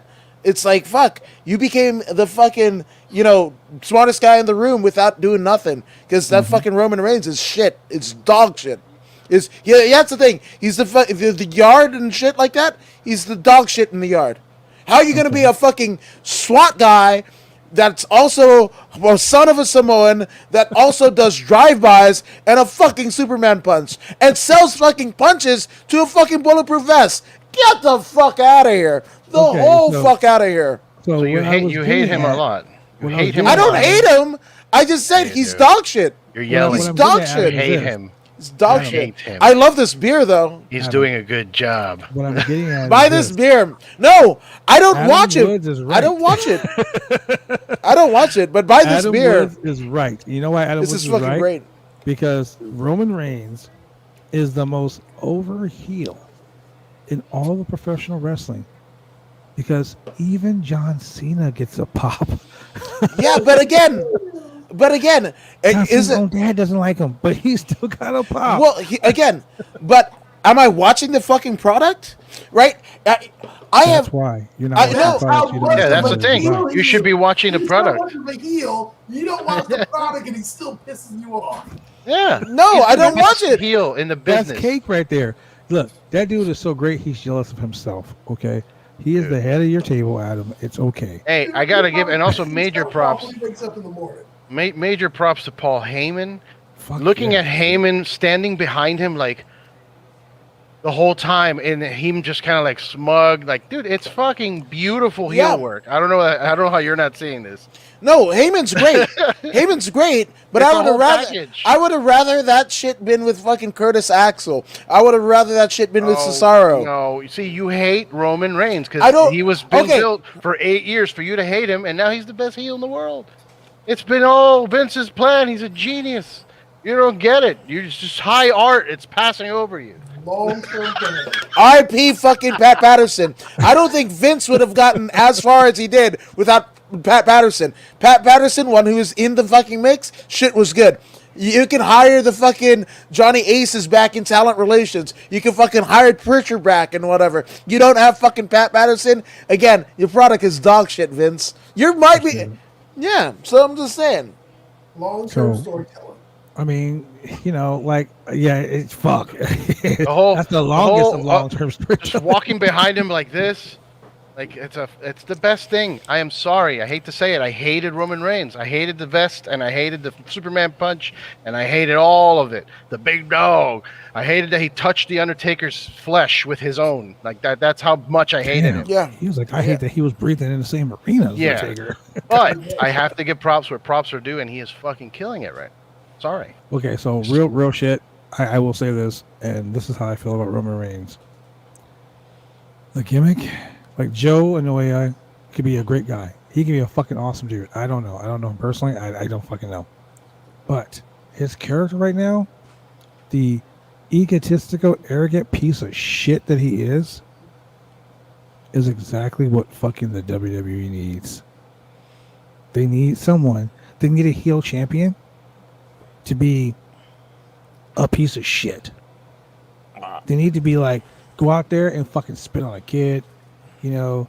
Not literally spit on a kid, because, you know, you get on a list that way or some shit, but, you know, he needs to be that guy that is so hated that not even the fucking super famous, world-renowned, greatest of all time, the fucking great one himself, The Rock, can come and raise your hand and be like, what the fuck? I've never heard this noise before. Like, seriously. The look on Rock's face was like, what the fuck's going on here? And he was hot about it, too. Yeah, he's like, I fucking... like, what the fuck's going on? And they were like, they fucking hate him. That's what's going on. So, He was like, hey, that man, go-away heat, he doesn't have go-away heat. He has drop-dead heat. Dead heat. He has, you're Satan's butthole. You're Blythe, California heat. That's what he has. That's how you make a star. Whoever takes him down. People are coming every fucking week, are going to be coming every week to see. And this is, I tell people all the time, in my company, I'm the bad guy. I'm the big heel. All right, Billie Eilish. You know why I'm the bad guy? Because you're Billie Eilish? Yes. I'm a bad guy. Duh. That sounds anyway, sucks. I want to be the guy that pisses the crowd off so much that every week they want to pay to see me get my fucking ass kicked. And when I don't get my ass kicked, guess what they're going to do? They're going to fucking come back next week to see me get my ass kicked. And when I don't get my ass kicked, guess what they're going to do? They're going to fucking come back again. And when I finally get my ass kicked, they'll blow their wall. Roman Reigns right now is something that they probably wanted to and should have done with Cena a long time ago. And I will tell you, when Cena was on the reality show with the Bellas and Daniel Bryan, when he was like, this is my prenup, and we're not going to get married until you do this, this, and this, and these are the rules of the house. You can't come in the house unless your shoes are off. And on TV, he was being a total dick. And they never let that translate into his character on screen because he was selling all the T-shirts and he was going to Make-A-Wish and all this other shit. If they had let that heel John Cena translate into his on-screen persona and made him like an underboss or some shit like that, that would have been fantastic. Nuclear heat. They wouldn't do it because of all this other shit to do with it. Because heel John Cena can't show up to Make-A-Wish and be like, hey, kid, you're better. You guys put it, it's perfect. It all makes sense. It's all coming back to me, right? This whole thing, Roman Reigns' run, right? The reason why the fucking Dean Ambrose, fucking Moxley's out, and, you know, they ain't doing stuff with stuff. Oh, he has leukemia. He is the Make-A-Wish for Vince McMahon. That's why. That's fucking why. That's why he's the guy. Right? True statement. Swear to God. All right, so off the Roman Reigns train, because no one here actually gives a fuck about that. Let's go to our final topic of the night. Hey, did we talk about Bray? That's where we're going. We're going to talk about fucking Bray Wyatt. Ladies and gentlemen, the Eater of Worlds, we're here, is gone from the WWE. Now, It's right it was here. surprisingly, because he got fired on a fucking Saturday. Now, the WWE says, and I quote, he was released from his WWE contract due to budget cuts. I'm sorry, but y'all don't need no motherfucking money, man. Y'all don't need no motherfucking money. In the words of Britt Baker, maybe we should book a show over there in Saudi with some of that blood money. Like Yeah. They ain't hurting for money. They sold to Peacock. They sold fucking to the Saudi prince, which, by the way, the prince that whoever in Saudi Arabia that watches this podcast every week on the Roundtable Pro Wrestling Podcast, if you listen to us on Spotify, Google, Anchor, iHeartRadio, Amazon Music, wherever you watch us on all of those beautiful podcast stations, thank you very much for watching us from over there. We enjoy it. Hell yeah. So, with that being said, if you can go over to fucking Saudi Arabia and you making all this fucking money, how are you firing somebody, getting rid of someone because of budget cuts? And the WWE's main office is so fucked up that they don't even know they're firing people. They don't know, like the 30-day clause. They called Buddy Murphy. They were like, do we have a 30-day and 90-day non-complete clause with you? Like, he was like, yeah, 90 days. Like, how do you not fucking know? What is it? People power. I can't do it, Johnny Ace, but it's people power. Yeah, that's why. No, but I mean, honest to goodness, like it. Okay, so the deal with fucking Bray, right? First off, that's the new. You guys get caught up in the fucking verbiage, right? The corporatees, right? The fucking budget cut. It's not budget cap. It's the new creative. We have nothing for you. It's it's instead of yeah, right, exactly. Instead of fuck you, asshole, fucking best of luck in your future endeavors. It's legalese. It's the thing that fucking fucking publicly traded stock companies fucking have to do. Right? You see when you break up with a girl now, best of luck in your life and future endeavors. Dude, I see that people say that aren't wrestling fans, and I'm like, oh, that's a sick burn. Right. But not Tony DeBurn, who's a fine host of this very podcast, along with Bad Blood. Tony. Absolutely. So, with that all being said, dude, Bray, yes, he's creative, right? But I'm going to kind of dredge up some crazy stuff here. So he was getting sued along with the WWE because of the Fiend, right? The character. Mm-hmm. Because what's his name? He used to be Kazarni, Sin Bodhi, and Doc Atrocity, right? Mm-hmm. I know Doc Atrocity. Yeah. So the two, if you look at their gimmicks, right? It's very you put those two together and you get the Fiend with a bigger fucking production, right? Because obviously there's more resources, right? Bray Wyatt was already an established character, already had the fucking, broken out of love fucking, Firefly, whatever. So with that all being said, right? You can plagiarize all you want, and not, and not hit pay dirt. And this is one thing that fucking Wyndham Rotunda, the man behind the Fiend, behind Bray Wyatt, right? That I dug him when he was fucking Husky Harris, that shit ass name that they gave him. But when he cut that promo with a fucking tank with a fucking Porsche engine, I was in, yo. Like I knew there was something, right? And they would allude to like, oh fuck, like they didn't say he was RS's son, but they would say that he's fucking Barry Windham's nephew. Oh no, they would say he was Barry Windham's nephew and Blackjack Mulligan's son, right? And I was like, oh shit! And then I fucking put the two and two together. But he's whatever that they had, even after the fucking Husky Harris, he went back to FCW before NXT and had Axel Mulligan, where he had a precursor to the fucking, the Fiend character. Everything that he's done. And he is, again, much like Strowman, much like Roman, much like, he's their guy, right? So by them firing, letting go fucking Drew McIntyre back in the day, letting go Bray now, Strowman now, they have no faith in even themselves, in their fucking system. Their system that they put together, they put countless of millions of dollars behind, and the best products of it working on top, that didn't do fucking indies, that was just in their fucking system, they fucking let go. So what does that tell you? That's a weird thing. That's a tell. That's a fucking tell. They don't know what the fuck they're doing. You're right. That they fucking, it's so, you're right, Adam. It's weird because why would they not have faith in their own product? You know what I'm saying? Like, you rob the indies of all these people. No, but have faith in your own fucking product? How many indies did fucking Braun do? None. How many fucking indies did Bray do? None. McIntyre is the exception, right?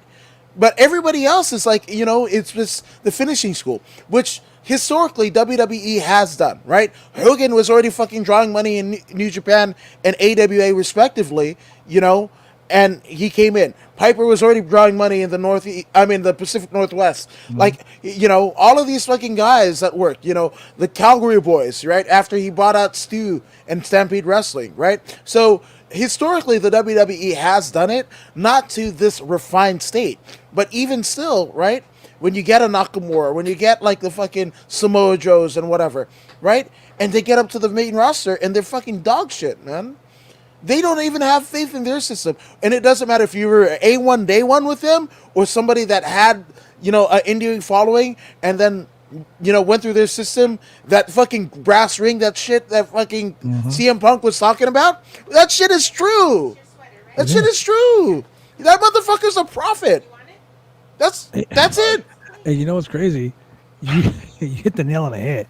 CM Punk with that whole pipe bomb, like that was legit. Like it was a work. It was a work shoot, ladies and gentlemen. He knew it was fucking real. He knew what was going on. What the fuck is that? Wow. Okay, that was awesome. Anyway, he knew what was going on. He fucking knew. He knew what Vince and company were doing. And the sad part is Triple H, I feel bad for him the most. Because all he wanted to do was create NXT and create a place for young guys to get trained, to get brought up, and to work their asses off. He brought guys like Finn Balor. He brought guys like Adam Cole, Bobby Fish. He brought like the whole... He basically robbed Ring of Honor of like their top guys, and created this great organization called NXT. Gargano and Ciampa, he brought all these young guys in. And the moment they go to the main roster, they get treated like shit. Because Vince doesn't think that they're worth it. Because they're indie guys. They're young guys that have... Like, you go say Keith Lee needs to go get more training. You send Keith Lee back down. He doesn't have any charisma. No one knows who this guy is. Are you fucking kidding me? And they put him in that fucking weird fucking... dress. Like he was a fucking gay gladiator. I mean, it's okay if you're gay, ladies and gentlemen. That's what they do with black people. You gotta fucking make them gladiators, right? Rod Simmons becomes a fucking gladiator. Yeah, that's what you do. Another thing. I'm not going to go the whole racist thing, but I'm going to say something about the WWE right now. Ladies and gentlemen, I've been a professional wrestler for 29 years. I've never once gotten in the ring and fucking jerked my fucking shit around and danced for you.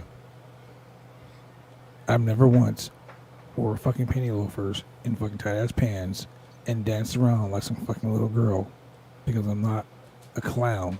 Not all black wrestlers rap. We don't all dance. We don't all sing. We don't all do none of that fucking bullshit. So Booker T doing a spinneroonie in the middle of the ring. We don't all do that shit. This fucking guy, Reggie, whatever the fuck his name is, we're not all fucking Circus Olay guys. And we're not fucking R-Truth getting in the ring and do this fucking stupid shit constantly. Some of us can actually fucking wrestle. Yeah. We don't have to have gimmicks like Farouk Assad or Kama Mustafa or that other fucking bullshit. Yeah. Saba Simba. Saba Simba. That was the last one. Tony Atlas, fucking a fucking legend. Tony fucking Atlas, dressed up like a fucking Zulu warrior with no fucking boots on and some goddamn furry ass trunks with some fucking straw hanging out of his shit. We ain't gotta be like Kofi Kingston. Gotta pretend like we're fucking from Jamaica. Right near the beach, boy. None of that fucking bullshit. Okay, Have you ever stuck your thumb up Jushin Thunder Liger's ass? Would that be a thunder bomb? But what I will say, you guys say that I hate Roman Reigns. Here's where I refute all of you, right? The one thing that I can say about Roman, right, is as somebody who is part Polynesian, he didn't get his dad. Yeah. Oh, he's not the fucking wild savage, Right? or what is it like? Wild Or just like his cousins, right? Because that's the thing, right? With Polynesians, Melanesians, right? The Islanders, you're either hood, right? Like what was it? What did they call Fatu? You know, word to the streets, Fatu, or whatever the fuck, right? So and then now, make a difference, Fatu. There we go. Right, and also, then Hispanics. We don't all Hispanics don't all lie, steal, and cheat, or whatever. Lie, cheat, and steal. They don't But a lot of us do. Fucking driving, fucking. I mean, a lot of us do though. Eddie Torres, you buy every UFC. You buy every fucking UFC Eddie, at $70 a pop. No, I don't. Absolutely not. Do I have a career? No, yeah, it's fine. We don't need to talk about it. I don't know nothing. You don't know nothing. Hey. We don't need to talk about it. He's like, is there any cops watching? Well, look, I do have to get going soon, but I do want to say my piece about Bray Wyatt because it's a very important situation, I think. For me, particularly because I'm a big fan of his, but also because I've heard that he never really truly fully recovered from Brody's death. Yeah. And a lot of the talk was when he created The Fiend was that they gave him creative control. Mm-hmm. That was what was said. So we can't really blame creative not going the way it should have gone if it's on him. And if he's not all there mentally, if he, if you're, I know how it feels to lose a really close friend and not want to do shit, like not want to do anything. Yeah. And in terms of getting cut for budget, I kind of believe it. They haven't done anything with him. He hasn't brought anything to the table. The one thing they did at WrestleMania was awesome, but it kind of, it ended as a wet fart. And then, people want to buy shirts and stuff of The Fiend, but they're not doing anything with him. I would cut him loose too. It's like having the AC on all day when you're not home. That kind of a cut. Like he's there collecting a check and he's not doing anything. So, but if he is and truly is having a hard time with Brody's passing, I hope he gets the help he needs because I know how that can be. It sucks. And I hope he takes a time off. I know he's already talking about the House of Wyndham. Cool. The Cult of Wyndham. The Cult of Wyndham. Great. But take some time off. Fucking chill out. I don't know. There's rumors that he's going to go to AEW and become the leader of the Dark Order. Maybe. That could work. One of the most powerful things I've seen in the recent years was him yelling in WrestleMania for Brody. Like that, when they zoomed in on that, that was it for me. And to go to your point, Adam, what you were saying about creativity and how maybe he was Sin Bodhi. I've seen Sin Bodhi live. No, I don't see it. But I will say it's not original. It's the Joker. And they brought in fucking Alexa's Harley. It was very blatantly non-original material. What the originality that people see, though, is bringing it into what WWE is and what wrestling is, giving the wrestling universe a Joker and Harley. It's something that is it's a known, storytelling gimmick that's been working for Batman for years. Without the Joker and Harley, Batman would be boring as shit. Yeah. So it works. It's nothing original, and I think they wanted to bring that element into WWE for their storytelling. And I think things don't always work out, unfortunately.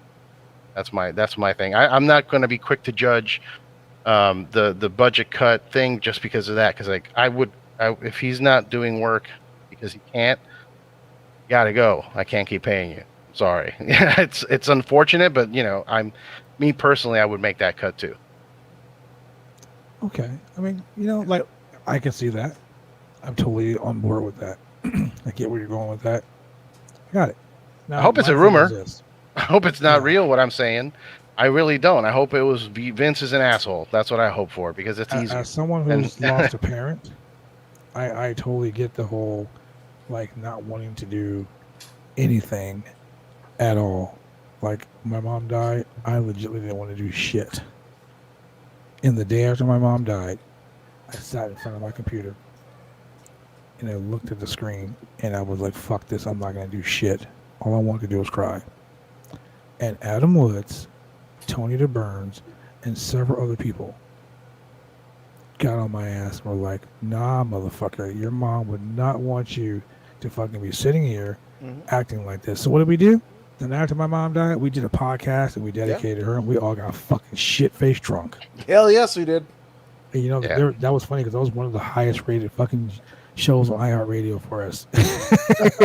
It was awesome, you know? So the deal with him being, you know, depressed or whatever, and I don't want to speculate on that because, you know, that's not my place. And a mental illness is a very serious thing. I don't want to joke around about it or even bring it up, to be honest with you, because, you know, I'm one of those guys that likes to keep my professional life professional, my personal life personal.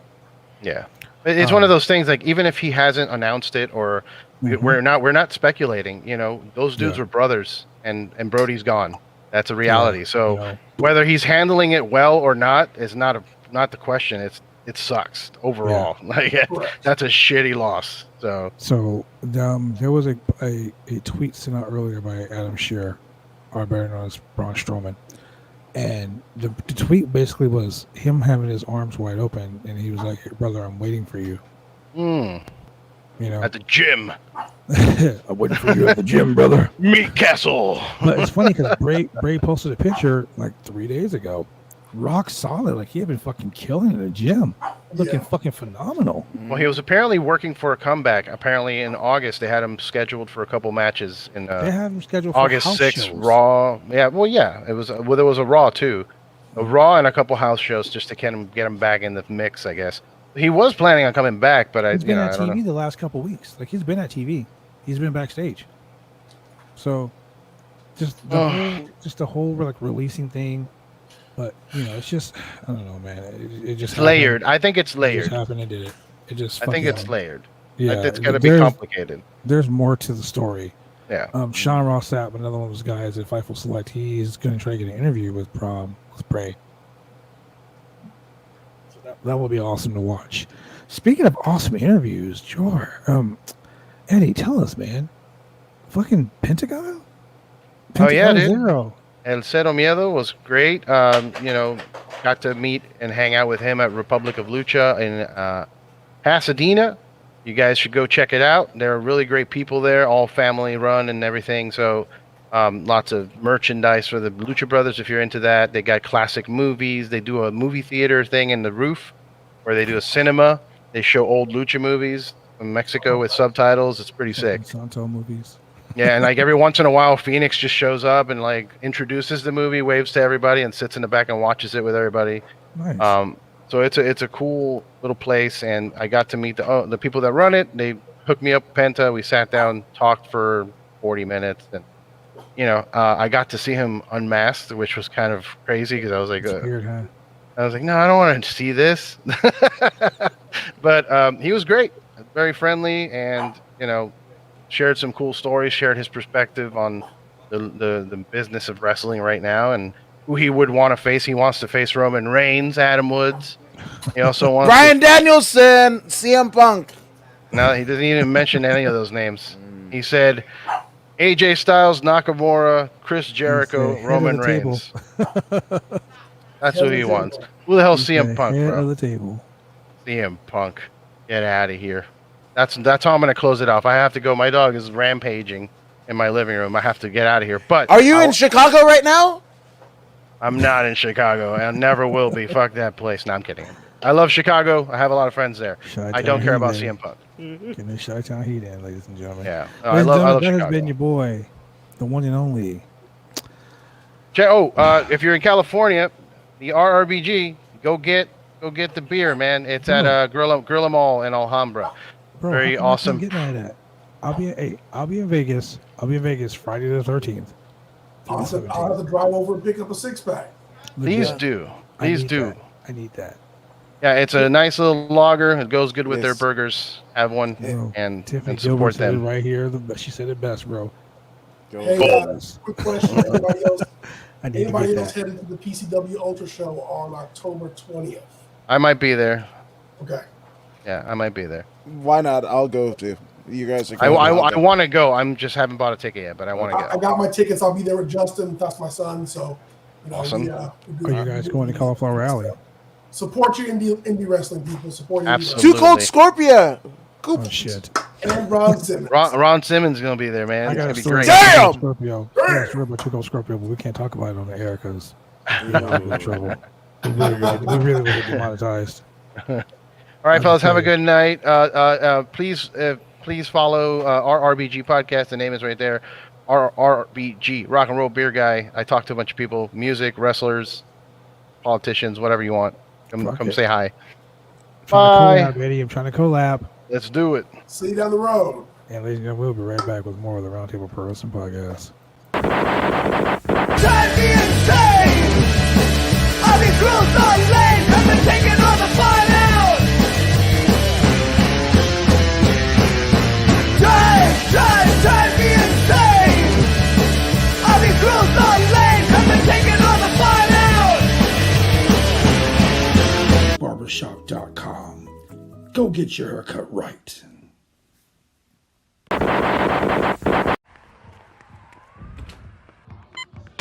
These are more than just the sounds of a safe place to go after school. These are the sounds of interest being ignited and of mentors making an impact. At Boys and Girls Clubs, we don't do just one thing. We do whatever it takes to meet the needs of every kid who comes through those doors. Because whatever it takes is what it takes to build great futures. Great futures start here.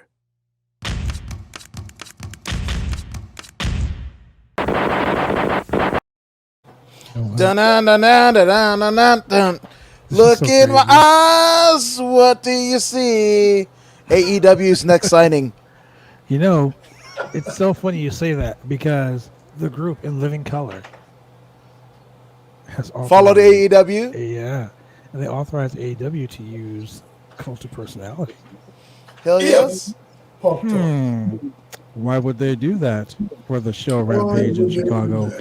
I'm just saying. Yes. It's time for us to go to sleep. No. So are we talking about Flair? I think we should talk about Flair. So let's talk about let's save Ric Flair. Let's talk about Adam Cole, baby. Adam Cole. Adam Woods, baby. Adam Cole has done everything in AEW. He's done everything in NXT. Everything. He's done every championship. He's done everything he could possibly do except go to the main roster. Which, yes. So let's, because he's smart. So I'll tell you now, he's done everything that he can. And he made NXT his home. He did everything he could in NXT. He did everything there is to do in NXT. And he knows that if he went to the main roster, he'd be squashed, he'd be abused. Mm-hmm. And the chances of him being the next Shawn Michaels are like slim to none. So for him to make NXT his home and blow it up there and then go to the next thing, I'm good with it. In fact, I have no problem with people leaving the quote-unquote main roster and going down to NXT and blowing it up. I mean, if you really want it to be a third brand, that's what you should let people do. Let them go down there. Send some of your talent. That's the problem. Vince looks at it as a joke. I mean, make it your third brand. If you're touring, if you're having these shows, if you're having hell, we all know that the NXT shows that precede the WWE shows were typically better than the WWE shows. Right. So takeover shows. Fuck, I'd rather watch them. If you're going to be doing these takeovers that are so on fire, then hell, go down there, be part of that brand. Yeah. Go to NXT UK. Go do something else. Go, just so you can say that I was Raw champion, I was SmackDown champion, I was NXT champion. I mean, they talk about the NXT championship like it's a third belt. I mean, Charlotte Flair is like, I was NXT Women's Champion. I mean, she counts that as part of her championships. Yeah.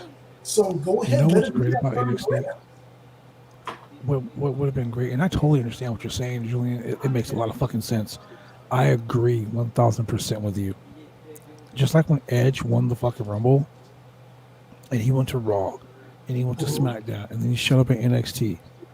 I would have loved to see him challenge for the NXT title. Right. Because that would have given NXT credibility, like right off the gate. A fucking WWE Hall of Famer is challenging for the NXT title. It would have been better if he would have lost.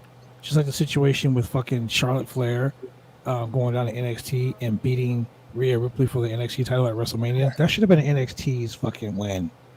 Correct. Just like when they had the Survivor Series, NXT was like the ones that won. Yeah. Like Vince didn't like that shit. Yeah. But when Vince and the rest of those guys were stuck over in fucking Saudi Arabia, who saved Raw? Who saved SmackDown? Right. Daniel Bryan and the fucking NXT roster. Holy shit. Wait, kind of breaking news. Do you guys see that for the New Japan show, the Resurgence show? Like, it's the Good Brothers and Mox with the mystery tag Braun Mox's Strowman. bullshit. Braun Bullshit. Strowman had to make his first Bullshit. You I fucking guarantee you, I will put money. bullshit. There's no way that fucking him getting popped by fucking Lesnar. He can't fucking take a hit. He can't. Braun Strowman can't handle that New Japan style. I'm putting money on it right now. It's Adam Shearer. Oh So, god. now. hey, Adam, Braun is now out to prove himself. Yes. Oh my god. He is out to prove that he is a main eventer, and he needs to be at the top of the roster, and he wants to make himself so valuable that WWE is like, please come back to us. We're going to give you a monster run as champion. I'm telling you. I hope It's you're gonna be wrong. awesome. I really hope you guys are wrong. You hope I'm wrong, but I'm telling you. I'm walking out. Adam Shearer lives in Los Angeles now. He's Hey, been training there's. at the New Japan dojo. What is that telling Oh you? god, What is that telling you? no. Adam? What is that telling you? I think it tells me I'm walking out.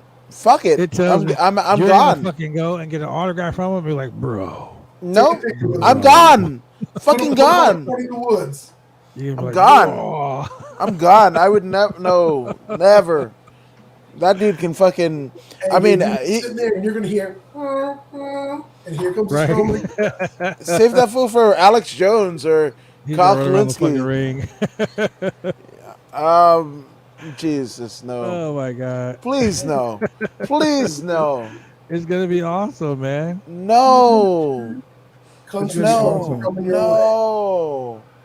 Get these hands with no fucking moves that showcase his hands. These I forgot about that. Get these Get hands. the fuck out of here. Get these hands. Get the fuck out of here, please. It's gonna be awesome. Somebody's gonna Get these all hands. the fuck away out of here. Again, that's a WWE system, man. What is it? What was the Austin promo when Bischoff fired him via FedEx? Right? I can't make it in the fucking WCW, brother. Eric, take me back. That motherfucker, he gets one hit by the fucking Good Brothers or any of the motherfuckers in New Japan. He's gonna be like, Vince, take me back. I can't make it in this fucking indie scene, bare knuckle fighting or whatever. I need your rocket up my ass that will make me something. That's what he's gonna be saying. He is July out to prove 31st, himself. brother. I'm waiting. Prove He's out- what? he's out to- What? He's gonna do fucking corkscrew planches? What the He's fuck? out to Never know. raise his You stock, never know. and He is out to say, "Hey Vince, look, you made a mistake." But he's like any ex. I was gonna say ex-girlfriend, but any ex-person you were with who goes out there, loses weight, gets a better job, and gets a better haircut, just to say, "Hey, He has no hair. I'm just He was saying- rocking the Georgia Hermosa. I'm just saying, man, that's what he wants to do. He wants to go back to the big time. Okay, but yeah, that's no, man. If he Wait. So you're basically saying that Braun is Rob Conway's theme song? Look at me, oh, look at me. Yeah. Oh, Look, got the 360 pounds. He put hashtag coming in hot, beef king, juicy as fuck. Venetian Coming in bathroom hot? selfie. coming in hot. The fuck? He's out in the damn Blue Forks, Kentucky, or wherever the fuck. Like, of course it's hot there. Everywhere he comes, it's hot. Or Sandy Fork, Tennessee, wherever the fuck. I don't want to see the beefcake coming in hot. Yeah, I don't want to see beefcake coming in hot. No, I don't want to. No hashtag here. Fuck it. Get from here. And not that there's anything wrong with that. Not that there's anything wrong with that. But not for me. I'm just saying. Oh man. Hey, switching gears real quick. I had a question for you. Full gear. Up in the Great Pacific Northwest, is Billy Jack Haynes still around? Yes, Billy Jack Haynes. Actually, I saw him a couple weeks ago. Billy Jack Haynes has dementia. Oh no. Yeah, it's pretty bad, pretty onset, but he's still a good guy. Like I seen him a couple times. I actually seen him at a fucking grocery store, and he was like, "Hey, brother, how you doing, brother? Brother. How you doing, brother? You still wrestling, brother? I remember you won that NWA belt, brother. I remember, brother." And I was like, "Okay, brother." He's still around. Why does every Pacific Northwest legend, when you tell the story, sound the same? Because that's the Kevin Sullivan story. Is the Billy Jack Haynes story is because brother. one thing about the Pacific Northwest, Sandy Bar. I would tell you about the Pacific Northwest guys, and no offense to you guys listening, but they use the word brother here like like black dudes did in the 70s. Like, so, hey, Gold Slice, ya jive turkey. How you doing there? Shit. What about you, my little tenderoni? Oh, wow. He went back Sop there. you up with a biscuit. What is she rancid, bro? What is she rancid? Ooh, Adam got a little cat daddy in him. Oh, shit. Where my platforms with my goldfish in them. Oh, my God. He's talking about some fucking CB4 shit. Hell yeah. I'm going to get you sucker shit. Yeah. 100%. Huggy Bear. Greatest, yeah. Big ass hat and his platform fucking. Shout out to Antonio Vargas. Goldfish in it, yeah. Hell yeah. Shout out to Huggy Bear. So we get from Huggy Bear. Are we going to Flair? Yes. Well, I mean, shit. To be the man, you got to beat the man, and yeah. Oh man, they're saying that he asked for his release. Yes. Ric Flair asked for his release. So he wants to go do some more. He probably wants to go do endorse more products without Vince taking a cut. Well, Flair was a little upset a while back when he had to do the whole pregnancy angle with fucking Lacey. What's her nuts? Lacey Von Erich, Lacey Flair or Lacey whatever fucking it is. Evans. You know what I mean? Lacey Evans. There it is. Yeah. He was totally against it, and Vince was like, "Do it." He's like, "I don't want to do it." Vince was like, "Fucking do it." So he was like, "Fine, Vince." He's the only person that doesn't have go away heat with Vince. Like him and Vince, like he can. Like Vince was cool with him leaving and going to WCW, and then coming back. Vince was okay with that. Like, him and Vince are good people. Like they're good together. That's why did Charlotte get such a fucking push, man? Let's just be honest. Charlotte just knew it. And that whole gimmick was the whole thing between Charlotte and her dad. It was going to end up being Charlotte versus Rick at WrestleMania. Oh no. That was going to be a match, but then they wouldn't let Flair wrestle because Flair. Oh no. With the fucking heart attack, gimmick and all that other crazy shit. So I mean, he literally was like, "I want to leave," and a lot of people don't know this, but Conrad Thompson is married to Ric Flair's other daughter. Yeah, Megan. Yeah. And Conrad Thompson pretty much does everyone's fucking podcast, like everyone's podcast. So what are you saying? I'm just saying, like, Flair is going to be on so many fucking podcasts, and it's all going to be. So we're going to get the Ric Flair show once more? That's right. Is it going to last this time? Wait, say it again? Is it going to last? Mm-hmm. Well, shit. Is Rick actually going to, want to do this? Ric Flair and contracts, has been a problem over the years. Yeah. So Rick is. He's in the videos. He's a part of pop culture. Ric Flair drip. He's really feeling himself and all that, and he's reaping the rewards. Let's put it like that. Well, I mean, he's getting all his money because he got all his ex-wives. He got hell alimony. He need to work forever. Yeah. He's gonna be like Weekend at Bernie's. Yeah. Like, no offense, Ric Flair, I love you, but god damn. Yeah. No, 100%, dude. He's got alimony, like you got fucking, what is it, kamikazes in the fucking club. It's just, yeah. And you would think, he would fucking figure it out and just like put his, his Space Mountain in the right hole or whatever the fuck, and he's been just Fifi forever. He's been with Fifi for like. That needs to be his T-shirt. Fifi forever. Fifi forever. Fifi forever. Oh yeah. Yeah. I kind of. It would be cool to see him in AEW. I think he can give. Okay, so him in TNA when AJ hated him being like Little Nate. There are some guys there. You put Flair with Dolph Ziggler's brother, Riley, right? Ryan Emmett, yeah. Yeah, that works. It fucking works. There's so many people that can benefit even at this stage of the game. I mean, hell, they trotted out WrestleMania reunion.